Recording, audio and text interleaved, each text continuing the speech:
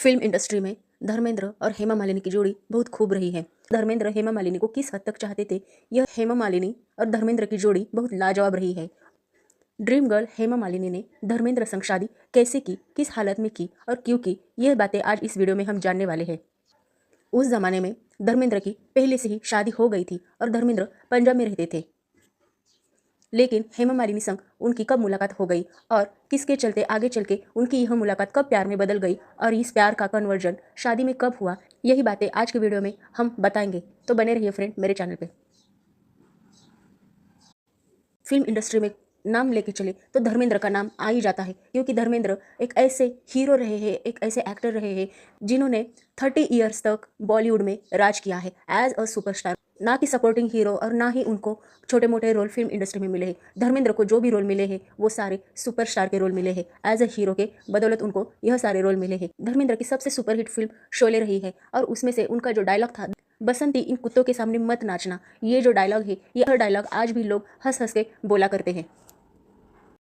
चाहे लोग इस डायलॉग का यूज रील करने के टाइम करें या फिर रेगुलर लाइफ में करें, सही बात है कि भारतीय लोग जो है यह डायलॉग कम से कम आज के ज़माने में तो रोज ही बोलते होंगे कि बसंती इन कुत्तों के सामने मत नाचना। धर्मेंद्र अपने ज़माने के सबसे हैंडसम हीरो और डैशिंग हीरो भी रह चुके हैं।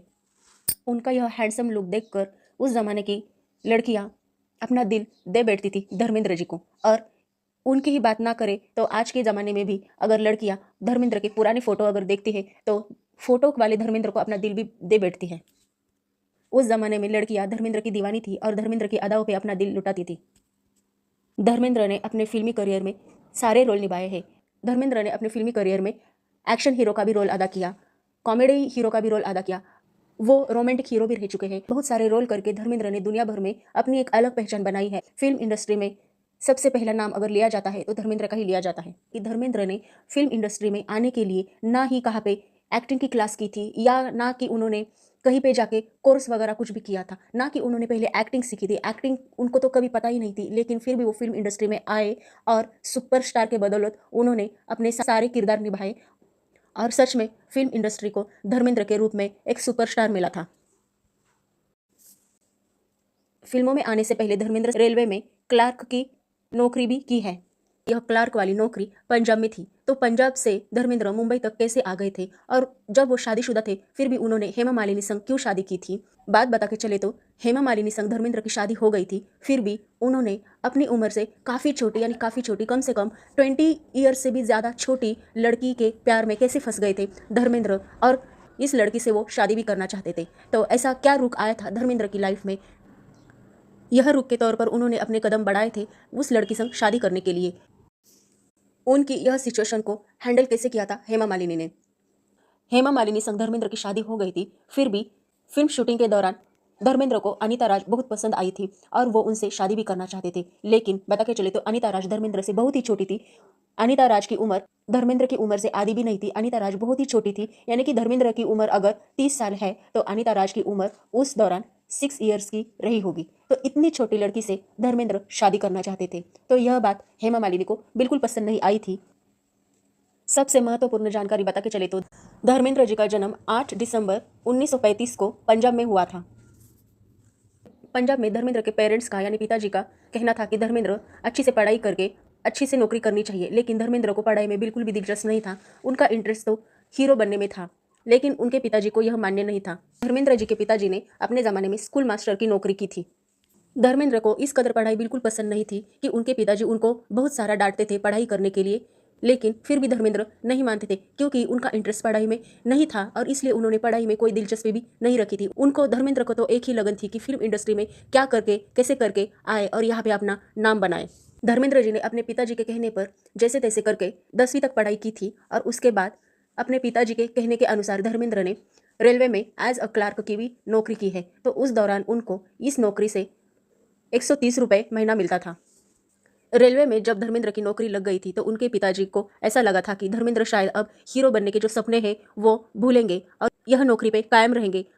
लेकिन यह बात उनकी बिल्कुल गलत थी, यह सोच उनकी बिल्कुल गलत थी, क्योंकि कहीं ना कहीं धर्मेंद्र अपनी नौकरी के साथ साथ उनके दिल में जो हीरो बनने के जो ख्वाब थे वो अब बहुत बड़े हो गए थे। लेकिन जब धर्मेंद्र की नौकरी लग गई थी तो उनके पिताजी ने उनकी शादी भी कर डाली थी। मात्र 20 ईयर्स में धर्मेंद्र ने शादी की थी।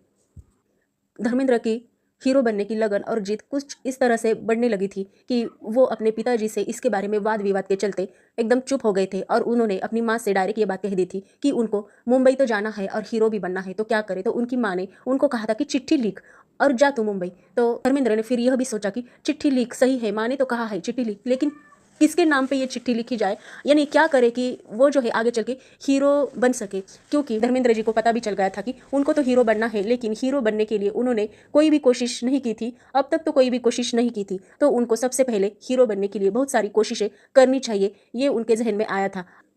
और इसके लिए धर्मेंद्र सोच रहे थे कि क्या करें ऐसा कि मुंबई जा सके और उनको फिल्मों में काम मिल सके। तो एक दिन ऐसे ही जब धर्मेंद्र अपने दोस्तों के साथ बैठे थे तो अखबार में धर्मेंद्र ने एक ऐड देखा था कि विमल रॉय और गुरु दत्त को भारत में से जो फ्रेश चेहरे हैं, फ्रेश टैलेंटेड लड़के हैं, उनकी तलाश है हीरो बनने के लिए। तो धर्मेंद्र ने यह एक चमत्कार भी मान लिया था, क्योंकि धर्मेंद्र की सोच तो थी कि मुंबई में जाना है, लेकिन कहाँ जाएंगे, क्या करेंगे, किनसे मिलेंगे, ये तो कुछ चीज़ें धर्मेंद्र को पता ही नहीं थी। और यह न्यूज़ उन्होंने देखी थी और धर्मेंद्र ने वहाँ पे जो पता था, जो कॉन्टेस्ट चल रहा था, तो वो कॉन्टेस्ट पे धर्मेंद्र चले गए थे। लेकिन उससे पहले धर्मेंद्र ने अपनी बहुत सारी नए नए अंदाज में फोटो भी खिंचवा के रखी थी। वो कहते हैं ना कि दिल में अगर लगन हो, जिद हो और तमन्ना हो तो भगवान कोई ना कोई रास्ता दिखाई देता है। तो सेम वैसे ही सिचुएशन धर्मेंद्र के साथ हुई थी, क्योंकि उन्होंने फिल्म इंडस्ट्री में आने से पहले ना कि कोर्स किया था, ना कि कोई एक्टिंग एकेडमी में उन्होंने एडमिशन लिया था, लेकिन उनकी जिद और लगन के चलते उनकी बात भगवान ने भी मान ली थी और उनको रिप्लाई आ गया था कि उनका सिलेक्शन हो गया बोल के। तो यह बात जानकर धर्मेंद्र जी के खुशी का ठिकाना नहीं रहा था और वो खुशी के मारे मुंबई की ओर चलने के लिए बेताब हो रहे थे। इसी बेताबी के साथ धर्मेंद्र मुंबई में आ गए थे और वहाँ पे फिल्म फेयर टैलेंट हंट में धर्मेंद्र जी का सिलेक्शन भी हो गया था और उनको कंफर्मेशन भी दिया गया था कि उनको फिल्मों में जल्दी ही ले लेंगे बोल के। आपको बता के चले तो कोई भी चीज़ हासिल करने के लिए स्ट्रगल तो बहुत सारा करना पड़ता है। मतलब धर्मेंद्र जी को जिस तरह से कंफर्मेशन दिया था कि तुम्हें फिल्मों में लिया जाएगा, लेकिन धर्मेंद्र ने कई सारे दिन मुंबई में रहकर भी उनके हाथ एक भी फिल्म नहीं लगी थी। तो उन्होंने आखिर करके मुंबई में किराए से एक मकान खरीदा था और वो काम की तलाश में लगे थे। फिल्मी करियर में शुरुआत करने के लिए धर्मेंद्र ने अपना स्ट्रगल शुरू किया था। फिल्म इंडस्ट्री में काम की तलाश के लिए घूमने लगे थे। धर्मेंद्र के इस स्ट्रगल के साथ साथ उनके एक मित्र हो गए थे जिनका नाम है मनोज कुमार। मनोज कुमार यानी मनोज कुमार का असली नाम था हरि किशन गिरी गोस्वामी। धर्मेंद्र की स्ट्रगल में उनके साथ यह थे हरि किशन गिरी गोस्वामी यानी कि मनोज कुमार। फिल्म इंडस्ट्री में हीरो बनने के लिए धर्मेंद्र मुंबई तो आए थे, लेकिन उनको जिस तरीके से कंफर्मेशन दिया गया था कि उनको फिल्मों में ले लिया जाएगा, लेकिन उनके पास कोई भी फिल्म नहीं थी। जो उनको बताया गया था कि वो ले लेंगे, यानी कि जो आश्वासन उनको दिया गया था वो सिर्फ एक आश्वासन ही रह गया था। बहुत दिन तक तो धर्मेंद्र जी को कोई भी काम नहीं मिला था और ऊपर से वो किराए के घर में रह रहे थे। तो ये जो उनके स्ट्रगलिंग डेज थे वो काफ़ी भयानक थे कि एक दिन ऐसा भी हुआ कि धर्मेंद्र जी को कुछ खाने को भी नहीं मिलता था और वो भूखे पेट ही सो जाते थे। तो इसके चलते धर्मेंद्र जी बहुत बीमार गिरे थे और डॉक्टर ने भी उनको बताया था कि अपनी तबीयत पर ध्यान दो, अच्छे से खाओ पियो, खुश रहो। मुंबई में आने के बाद धर्मेंद्र का स्ट्रगल कुछ इस तरह से था कि उनको खाने पीने को भी नहीं मिल रहा था और ऊपर से वो बीमार भी हो गए थे और उसके साथ साथ उनको कोई भी काम नहीं मिल रहा था। तो इन सारे मजबूर हालातों के चलते धर्मेंद्र जी अपने दिल ही दिल में टूटने लगे थे और उन्होंने फिर से पंजाब जाने का रुख किया था। लेकिन कहते हैं कि भगवान भी कभी कभी कड़ी परीक्षा लेता रहता है कि किस कदर और किस हद तक तुम लगे रहते हो अपनी जिद पाने के लिए, अपना मनसूबा पाने के लिए, और उसके बाद ही भगवान उसकी ख्वाहिश भी पूरी कर देता है। तो धर्मेंद्र के साथ भी कुछ ऐसा ही हुआ। जब वो पंजाब की ओर निकलने लगे थे तो उसी दौरान अर्जुन हिंगोरानी जो डायरेक्टर थे उनकी नज़र धर्मेंद्र जी पर गिरी थी। उन्होंने धर्मेंद्र जी को दिल भी तेरा हम भी तेरे इस फिल्म के लिए साइन किया था उस जमाने के 51 रुपीज़ देकर। अर्जुन हिंगोरानी ने तो धर्मेंद्र को अपनी फिल्म में ऑफर दिया था और साइन भी करवा लिया था, लेकिन यहाँ पे परेशानी वाली बात यह भी थी कि धर्मेंद्र को नाच गाना बिल्कुल नहीं आता था। वो तो कभी एक्टिंग स्कूल एकेडमी में गए ही नहीं थे, तो इसलिए उनको शुरुआती दौर में यह सारी मुसीबतों का सामना करना पड़ा था। तो आगे चल के डांस की क्लास में भी ज्वाइन कर लिया गया था, लेकिन लड़कियों के सामने धर्मेंद्र जी बहुत शर्माते थे। उन्होंने क्लास में जाने के बगैर वो वहाँ पे बाहर में ही चाय टपरी के पास चाय समोसा ऐसी चीज़ें खाकर वहाँ से ही लौट आते थे। लेकिन बता दिया जाए तो धर्मेंद्र जी का एक फेमस डांस का स्टेप है, वो लोग आज भी किया करते हैं। उस जमाने के धर्मेंद्र एक हैंडसम हीरो थे और नौजवान थे, तो फिल्म निर्देशकों ने और फिल्म डायरेक्टरों ने धर्मेंद्र जी को बहुत सारी फिल्में ऑफर की थी। उनकी शुरुआती फिल्में थी अनपढ़, बंदिनी, बेगाना। इन कुछ फिल्मों में धर्मेंद्र जी ने अच्छा काम किया था। धर्मेंद्र जी की जो शुरुआती फिल्में थी वो सारी फिल्मों में धर्मेंद्र जी का परफॉर्मेंस बहुत अच्छा था और लोगों ने भी पसंद किया था। धर्मेंद्र जी ने अच्छे किरदार के साथ रोमांटिक वाले सीन भी बहुत अच्छी तरीके से दिए थे। तो यह देखकर डायरेक्टर और प्रोड्यूसर को यह बात पता चली थी कि धर्मेंद्र आगे जाके फिल्म इंडस्ट्री में अपना नाम जरूर कमाएंगे। इसलिए उनकी यह एक्टिंग और जो किरदार वो निभा रहे हैं वो सच में वो वहाँ पे निभाते थे। बता के चले तो माँ फिल्म में उन्होंने असली वाघ के साथ सीन दिया था। ऐसा डेंजरस सीन सच में एक हीरो ही दे सकता है और फिल्म इंडस्ट्री में सिर्फ धर्मेंद्र ही ऐसे हीरो रहे होंगे कि जिन्होंने असली वाघ के साथ फिल्मों में काम किया है और सीन भी दिया है। धर्मेंद्र जी ने सचमुच उस दौरान अपने अंदर के हुनर को दुनिया के सामने लाके रखा था और दुनिया वालों को भी पता चला था कि यह हीरो सिर्फ हीरो नहीं है, यह हीरो सभी के रोल कर सकता है। उतना ही वो रोमांटिक फिल्मों में भी, रोमांटिक सीन देने में भी धर्मेंद्र माहिर थे। तो ऐसे करते करते धर्मेंद्र जी के पास बहुत सारी फिल्मों का ऑफर आया था और उन्होंने बहुत सारी फिल्में भी की थी। उनके पास बेशुमार दौलत पैसा आया था, लेकिन इसके दौरान ही जब शादीशुदा होने के बाद भी धर्मेंद्र जी का दिल हेमा मालिनी के लिए धड़क रहा था। हेमा मालिनी संग धर्मेंद्र ने तुम हंसी और मैं जवा इस मूवी में पहली बार काम किया था और इस मूवी से ही धर्मेंद्र को हेमा मालिनी बहुत पसंद आई थी। तुम हंसी मैं जवा इस फिल्म में धर्मेंद्र को एक शॉट देना था कि धर्मेंद्र हेमा मालिनी के बालों में फूल लगा रहे हैं और यह शॉट कंप्लीट होने के बाद भी धर्मेंद्र हेमा मालिनी की ओर देखते रह गए थे और कुछ इस तरह प्यार के अंदाज में धर्मेंद्र हेमा मालिनी को ताकते रहे। हेमा मालिनी को भी यह बात पता चली थी कि धर्मेंद्र के दिल में उनके लिए कुछ ना कुछ तो चल रहा है और धर्मेंद्र उस दौरान एक सुपरस्टार बने थे और हेमा मालिनी का फिल्म इंडस्ट्री में यह नया कदम था।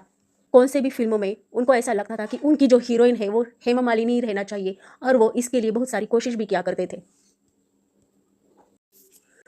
धर्मेंद्र ने हेमा मालिनी संग बहुत सारी फिल्में की है जिसमें चर्चित फिल्में हैं सीता और गीता, राजा जानी, प्रतिज्ञा और कई सारी फिल्मों में भी धर्मेंद्र और हेमा मालिनी ने एक साथ काम किया था और उनकी यह केमिस्ट्री भी लोगों को बहुत पसंद आती थी। जब वो फिल्म के लिए शूट करते थे तो डायरेक्टर और प्रोड्यूसर का भी यही कहना था कि ये दोनों के अलावा यह शूट कोई और नहीं कर सकता क्योंकि यह शूट तो इन दोनों के लिए ही है। उस दौरान धर्मेंद्र और हेमा मालिनी के प्यार के किस्से भी बहुत चर्चित हो गए थे। उसमें से शोले की सेट पर धर्मेंद्र और हेमा मालिनी का जब शूट होता था तो धर्मेंद्र प्रोड्यूसर को पैसा दिया करते थे कि वो जो शूट कर रहे हेमा मालिनी संग वो ज्यादा देर तक चले और प्रोड्यूसर ये पैसे लेकर यह शूट बार बार रीमेक करते थे ताकि धर्मेंद्र को हेमा मालिनी संग ज्यादा समय बिताने को मिल जाए। तो धर्मेंद्र अपने जमाने में इतने नॉटी भी थे और वो हेमा मालिनी संग सच में प्यार करते थे। धर्मेंद्र हेमा मालिनी के प्यार में थे, लेकिन धर्मेंद्र की पहले से ही शादी हो गई थी और इस शादी से धर्मेंद्र को 4 बच्चे थे। इसमें से 2 लड़के बॉबी और सनी देओल थे और 2 लड़कियां थी विजेता और अजेता थी। इसके चलते लोगों ने हेमा मालिनी और धर्मेंद्र के कैरेक्टर के ऊपर भी बहुत कीचड़ उछाले थे। धर्मेंद्र को एक धोखेबाज मर्द कह के बोल दिया करते थे और हेमा मालिनी को भी घर तोड़ने वाली औरत बोल के कहा करते थे। लेकिन बता के चले तो धर्मेंद्र के प्यार में हेमा मालिनी भी गिरी थी और दोनों के प्यार के किस्से भी उस दौरान बहुत चर्चा में रहे थे और इसी किस्सों के चलते दोनों में बहुत सारा प्यार भी उमड़ गया था और दोनों ने दुनिया की और किसी की भी ना सुन के शादी भी कर ली थी 1980 में। धर्मेंद्र और हेमा मालिनी को 2 बेटियां हो गई। इसमें ईशा और आहाना देओल है। इसमें से ईशा देओल ने भी आगे चल के फिल्म इंडस्ट्री में काम करना शुरू किया था। बता के चले तो धर्मेंद्र अपने उम्र के हर दौर में हर मोड़ पे किसी न किसी से प्यार करने लगे थे क्योंकि एक किस्सा यह भी उनकी लाइफ में आया था कि धर्मेंद्र की जब हेमा मालिनी संग शादी हो गई थी तो शादी के कुछ सालों के बाद धर्मेंद्र फिर से एक बार प्यार में पड़े थे वो अनीता राज के। अनीता राज उस दौरान फिल्म इंडस्ट्री में नई आई थी और प्यारी सी और भोली सी और यूनिक दिखने वाली अनीता राज धर्मेंद्र को बहुत भा गई थी। धर्मेंद्र उनको बहुत प्यार करने लगे थे, चाहने लगे थे और सेम हेमा मालिनी की जैसी कंडीशन धर्मेंद्र अपनाया करते थे कि अनीता राज के संग वो ज़्यादा सीन शूट वाला टाइम बढ़ा लेते थे और धर्मेंद्र अनीता राज के साथ शादी भी करना चाहते थे। लेकिन बता के चली तो अनीता राज धर्मेंद्र की उम्र से 27 साल छोटी थी और यह बात जब हेमा मालिनी को पता चली तो हेमा मालिनी का दिल भी टूट गया था और हेमा मालिनी और धर्मेंद्र के बीच बहुत सारा झगड़ा भी हो गया था। धर्मेंद्र अनीता राज के प्यार में इतने पागल हो गए थे कि उन्होंने शराब पीना, सिगरेट लेना भी शुरू किया था और जब हेमा मालिनी को यह बात पता चलने पर वो दोनों के बीच झगड़ा भी था, लेकिन हेमा मालिनी ने उनको धमकी भी दी थी कि अगर वो इसी कंडीशन में, इसी सिचुएशन में अगर रहते हैं, अनीता राज को अगर वो भुला नहीं सकते हैं तो हेमा मालिनी उनके जीवन से दूर जाएगी और वो फिर कभी भी धर्मेंद्र से नहीं मिलेगी। तो यह बात भी धर्मेंद्र जी को बहुत बुरी लगी थी। इसी बात के चलते धर्मेंद्र ने अपने आप को संभाला था और अनीता राज से दूरी बनाने की कोशिश भी की थी और यही कोशिश एक दिन पूरी सफल भी हो गई थी। यह किस्से के बाद धर्मेंद्र को शराब की लत लग गई थी और बता के चले तो धर्मेंद्र इस हद तक शराब पीते थे कि उनको सुबह तक होश नहीं आता था। उनकी यह शराब की लत किसने छुड़ाई थी? तो ना कि हेमा मालिनी ने छुड़ाई थी उनकी शराब की लत, और ना ही अनीता राज ने छुड़ाई थी। तो उनकी यह शराब की लत छुड़ाई थी उस दौरान फेमस एक्ट्रेस आशा पारेख, जो बहुत ही क्यूट, सिंपल और चेहरे पे हमेशा एक प्यारी सी मुस्कान वाली आशा पारेख ने धर्मेंद्र जी की यह लत छुड़वाई थी। तो वो कैसे? आशा पारेख उस दौरान बहुत पॉपुलर और सुपरहिट एक्ट्रेस थी। उनकी जो भी फिल्म आती थी वो सुपरहिट बन जाती थी, और यह बात सबको पता थी। धर्मेंद्र जी को भी यह बात पता थी। दोनों की एक फिल्म शुरू थी। फिल्म का नाम था आए दिन बाहर के। इस फिल्म में भी धर्मेंद्र जी ने बहुत शराब पी ली थी, और शराब की गंध छुपाने के लिए उन्होंने प्याज भी खाया था। आशा पारेख और धर्मेंद्र जी का जब सीन आ जाता था तो धर्मेंद्र जी के मुंह से इसकी गंध आती थी, और यह आशा पारेख को बिल्कुल अच्छा नहीं लगता था। तो इसके लिए आशा पारेख ने कंप्लेंट भी की थी, लेकिन धर्मेंद्र जी ने उसको समझा के बताया था कि वो एक्चुअल प्याज इसलिए खाते हैं कि शराब की बू न आ सके। तो आशा पारेख ने भी उनसे कहा था कि तुम्हें इतनी सारी शराब नहीं पीनी चाहिए, तुम्हें यह शराब छोड़ देनी चाहिए। तो आशा जी के कहने पर धर्मेंद्र जी ने शराब छोड़ी थी, और धर्मेंद्र जी आशा पारेख को अपनी एक सच्ची सहेली और अच्छी सहेली मानते थे। लेकिन बता के चले तो इसी फिल्म का एक दिलचस्प किस्सा यह भी था कि जब आशा पारेख ने उनको बताया था कि वो शराब नहीं पिएंगे, उनकी यह फिल्म की शूटिंग दार्जिलिंग में थी, और दार्जिलिंग के ठंडे मौसम में यह शूटिंग जब शुरू हो जाती थी तो यह सीन ज़्यादा करके पानी में भी रहा करता था। पानी में भीग जाने से धर्मेंद्र जी को बहुत सर्दी होती थी, उनकी बहुत बुरी हालत बनती थी। तो जैसे ही उनको पानी से बाहर निकाला जाता था तो उनके पास शराब की बोतल रखते थे कि उनको एनर्जी आ सके। लेकिन धर्मेंद्र जी ने आशा पारेख को जो वादा किया था कि वो शराब को हाथ नहीं लगाएंगे, शराब नहीं पिएंगे, तो उन्होंने यह वादा निभाया था, और उन्होंने इतनी ठंड लगने के बाद भी एनर्जी के लिए शराब को छुआ नहीं था। धर्मेंद्र को फिल्म इंडस्ट्री में हर एक फिल्म से लगाव था, क्योंकि उनकी लाइफ में उनके रोल के लिए जो भी फिल्में आती थी तो वो उस रोल को पूरी जान से निभाते थे। तो ऐसा ही एक किस्सा था कि धर्मेंद्र को एक फिल्म मिलने वाली थी आनंद। इसमें धर्मेंद्र के साथ अमिताभ बच्चन ने काम किया था, और यह फिल्म ऋषिकेश मुखर्जी की थी। ऋषिकेश मुखर्जी ने राजेश खन्ना से पहले यह फिल्म धर्मेंद्र को ऑफर किया था, लेकिन धर्मेंद्र ने कुछ कारण यह फिल्म नहीं कर पाए थे, और यह फिल्म फिर राजेश खन्ना को दी गई थी। लेकिन धर्मेंद्र जी को इस बात का बहुत बुरा लगा था कि ऋषिकेश मुखर्जी ने ऐसा उनके साथ क्यों किया, क्योंकि धर्मेंद्र वो फिल्म करने के लिए तैयार थे, लेकिन ऋषिकेश मुखर्जी ने उनसे यह फिल्म लेके राजेश खन्ना को दी थी, और इस बात का दर्द भी उनके सीने में चलता था। और इसी दर्द के कारण वो ऋषिकेश मुखर्जी को बार बार फ़ोन भी किया करते थे कि आपने मेरी फिल्म राजेश खन्ना को क्यों दी और क्यों दी। यही बातें वो ऋषिकेश मुखर्जी संग किया करते थे, और इसके चलते और एक फिल्म बनाई गई थी जिसका नाम जंजीर है। जंजीर फिल्मों में भी धर्मेंद्र जी को फिल्म जंजीर में काम करना था, लेकिन अपने फिल्म के बिजी शेड्यूल के कारण धर्मेंद्र जी ने यह फिल्म नहीं की थी, और यह फिल्म आगे जाके प्रकाश मेहरा डायरेक्शन के तौर पे चले। यह फिल्म आगे चल के अमिताभ बच्चन को दी गई थी, और इसमें अमिताभ बच्चन ने इतना अच्छा किरदार निभाया था कि अगर अमिताभ बच्चन ये किरदार नहीं निभाते तो यह फिल्म अमिताभ बच्चन से पहले धर्मेंद्र जी को यह फिल्म करनी थी, लेकिन धर्मेंद्र जी ने नहीं की थी, और इस फिल्म से अमिताभ बच्चन को एक नई पहचान मिली थी। लोग अमिताभ बच्चन को एंग्री यंग मैन बोल के पुकार रहे थे, और यह फिल्म सुपरहिट हो गई थी। लेकिन ये सारे किस्सों के बाद अमिताभ बच्चन का करियर अपनी उड़ान पर था, और यह देखकर धर्मेंद्र जी को बहुत बुरा भी लगता था, क्योंकि यह फिल्म धर्मेंद्र जी के हाथ से चली गई थी, तो उनको इस बात का भी बहुत बुरा लगता था। धर्मेंद्र जी को जंजीर फिल्मों में काम न करने का बहुत अफसोस रह चुका है, लेकिन वो ये भी बात बताते हैं कि उन्होंने यह फिल्म नहीं की, यह बहुत अच्छी बात बनी, क्योंकि अमिताभ बच्चन को जब ये फिल्म दी गई तो इस फिल्म से अमिताभ बच्चन का करियर आगे चल बसा था और अपनी ऊंचाइयां छूने लगा था। और अमिताभ बच्चन कोई अरे गहरे नहीं थे, वो उनके ही दोस्त थे, इसलिए उनको अमिताभ बच्चन के लिए बहुत खुशी भी होती है कि जंजीर फिल्म उनको मिली थी।